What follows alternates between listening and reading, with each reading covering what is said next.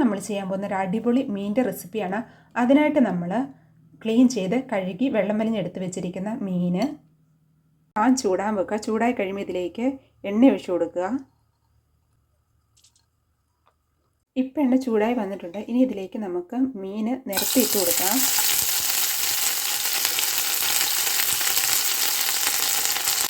ഒത്തിരി ഹാർഡൊന്നും ആയി പോകണ്ട.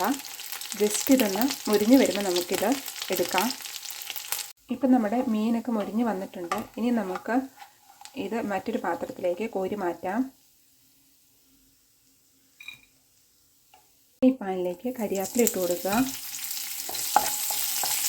ഇനി ഇതിലേക്ക് സവോള ചെറുതായിട്ട് അരിഞ്ഞിട്ട് കൊടുക്കുക. ഇനി ഇതിലേക്ക് ചതച്ച മുളക് പൊടി ഇട്ട് കൊടുക്കാം.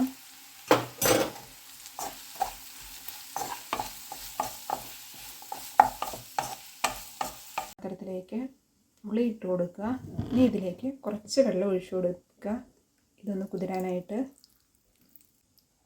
ഒരു 5-6 മിനിറ്റ് നമുക്ക് ഈ പുളി കുതിർത്ത് വെക്കാം. അതിനുശേഷം നമുക്ക് ഇത് അരിച്ചെടുക്കാം. ഇനി നമുക്ക് ഈ വറുത്ത് വെച്ചിരിക്കുന്ന മീൻ ഇങ്ങനെയൊന്ന് ചെറുതായിട്ട് പിച്ചിട്ട് കൊടുക്കാം.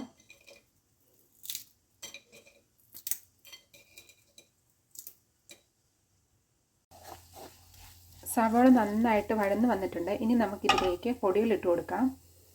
മഞ്ഞൾപ്പൊടി, കാശ്മീരി മുളക് പൊടി,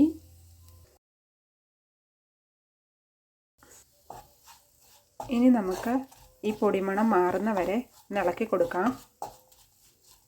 ഇനി നമുക്കിതിലേക്ക് പുളി പിഴിഞ്ഞ് വെച്ചിരിക്കുന്നത് ഒഴിച്ചു കൊടുക്കാം.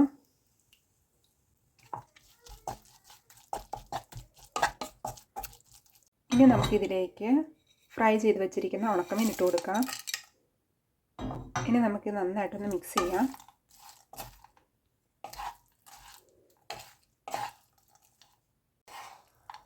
നമ്മൾ ഇതിലേക്ക് എക്സ്ട്രാ ഉപ്പൊന്നും ചേർത്തിട്ടില്ല ഉണക്കമീൻ ആയതുകൊണ്ട്.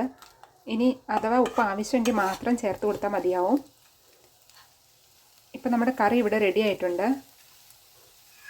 അപ്പം നമ്മുടെ ഉണക്കമീൻ ഫ്രൈ ഇവിടെ റെഡി ആയിട്ടുണ്ട്. നിങ്ങളെല്ലാവരും ഇത് വീട്ടിൽ ട്രൈ ചെയ്ത് നോക്കുക. എന്നിട്ട് നിങ്ങളുടെ ഫീഡ്ബാക്ക് കമൻറ്റ് ചെയ്യുക.